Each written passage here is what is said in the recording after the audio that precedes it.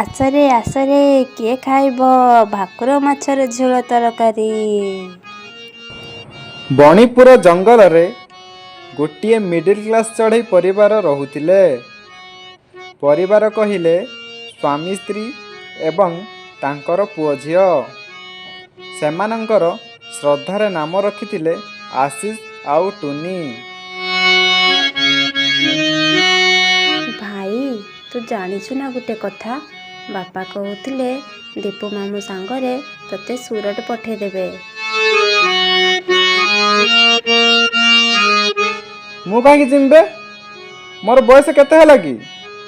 ମୋତେ କାହିଁକି କହୁଛୁ, ଯାଉନୁ ବାପାଙ୍କୁ ପଚାରିବୁ। ଜାଣିଛୁ ଭାଇ, ତୁ ସୁରଟ ପଳେଇଲେ ମୋ ମନ ବହୁତ ଗୁଡ଼ି ହେବ। ତୋ କଥା ଭାରି ମନେ ପଡ଼ିବ। ମୁଁ ତତେ ବହୁତ ଭଲ ପାଏ। ତୁ ଚାଲିଗଲେ ନା ମୋ ମନ ବହୁତ ଦୁଃଖ ହେବ। ହଉ ଛାଡ଼ ସେ କଥା।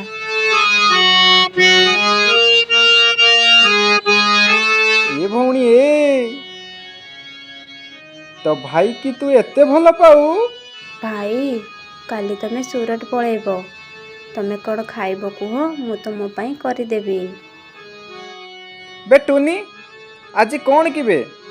ଆଜି ତ ଭାଇ କି କ'ଣ ଖାଇବୁ ବୋଲି ପଚାରୁଛୁ? ତୋର କ'ଣ ହେଇଛି କି ବେ? ନାଇଁ ମୋ ଭାଇ, ଆଜି ଭଲ ବାରଟେ ଅଛି ପରା, ସେଥିପାଇଁ ପଚାରିଲି। ତମେ କ'ଣ ଖାଇବ କୁହ, ମୁଁ ତୁମ ପାଇଁ ରୋଷେଇ କରିଦେବି। କାଲି ଯଦି ତମେ ସୁରଟ ପଳେଇବ, ମୁଁ କ'ଣ ଆଉ ତୁମକୁ ରୋଷେଇ କରି ଦେଇପାରିବି ନା ତମେ ଖାଇପାରିବ? ଏ ଭଉଣୀ ଯଦି କହୁଛୁ ମୋ ପାଇଁ ଟିକେ ଭାକୁର ମାଛର ବେସର ବନେଇଦେବୁ।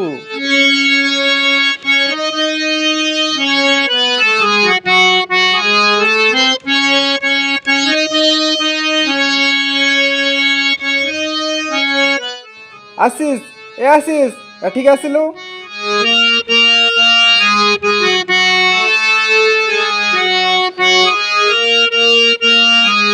ଆଜ୍ଞା ବାପା, କୁହ କ'ଣ ପାଇଁ ଡାକୁଥିଲ?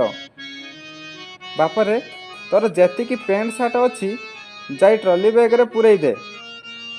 ତୁ କାଲି ଦୀପୁ ମାମୁଁ ସାଙ୍ଗରେ ସୁରଟ ଯିବୁ। ନାଇଁ ବାପା, ମୁଁ ସୁରଟ ଯିବିନି। କ'ଣ କହିଲୁ, ତୁ ସୁରଟ ଯିବୁନି? ମୁଁ ଭାବିଥିଲି ପୁଅ ମୋର ଭଲ ପାଠ ପଢ଼ିବ, ଚାକିରି କରିବ, ବାପା ମାଆଙ୍କର ଦୁଃଖ ବୁଝିବ। ହେଲେ କ'ଣ ହେବ, ମୋ ଭାଗ୍ୟ ଖରାପ। ଏ ଘୋଡ଼ା ମୁହାଁ ପୁଅ ପାଠ ନ ପଢ଼ି ମୋବାଇଲରେ ଫ୍ରି ଫାୟାର ଖେଳିବ ଆଉ ରିଲ୍ସ କରିବ। ଏଥର ଦଶମରେ ଫେଲ୍ ହେଲୁ, ସୁରାଟ ଯାଇ ଦାଦନ ଖଟିବୁ। ବାଳୁଙ୍ଗା ଦଳ ମୋ ଭାଗ୍ୟରେ ସବୁ। ତମେ ମୋତେ ଭଲ ପାଉନ ବାପା? ଚୁପ୍ ରଖ ତ ଭଲ ପାଇବା। ଆସରେ ଆସରେ କିଏ ଖାଇବ ଭାକୁର ମାଛର ଝୋଳ ତରକାରୀ।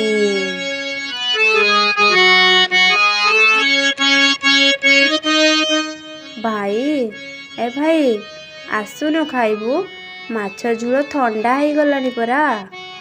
ଆସେ ବାପା ଆଉ ମାମା, ତମେ ବି ଆସ।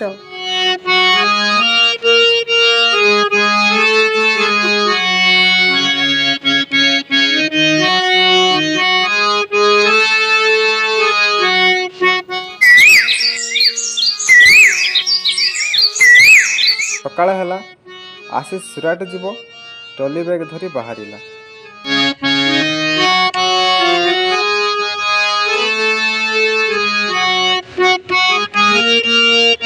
କାନ୍ଦି କାନ୍ଦି ସୁରାଟ ଗଲା।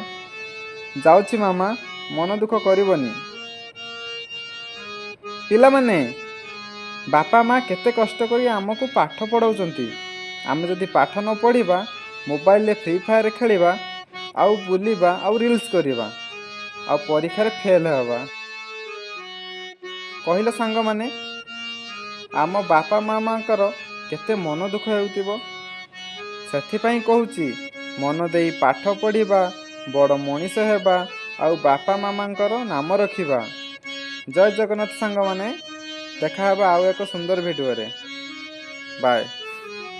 ଜୟ ଜଗନ୍ନାଥ ସାଙ୍ଗମାନେ, ଯଦି ଏହି କାହାଣୀଟି ଆପଣମାନଙ୍କୁ ଭଲ ଲାଗିଥାଏ ତେବେ ଆମର ଏହି ନୂଆ ୟୁଟ୍ୟୁବ୍ ଚ୍ୟାନେଲଟିକୁ ସବସ୍କ୍ରାଇବ୍ କରନ୍ତୁ, ଲାଇକ୍ କରନ୍ତୁ ଏବଂ ଆପଣମାନଙ୍କ ସାଙ୍ଗସାଥିମାନଙ୍କ ସହିତ ସେୟାର କରନ୍ତୁ। ଜୟ ଜଗନ୍ନାଥ।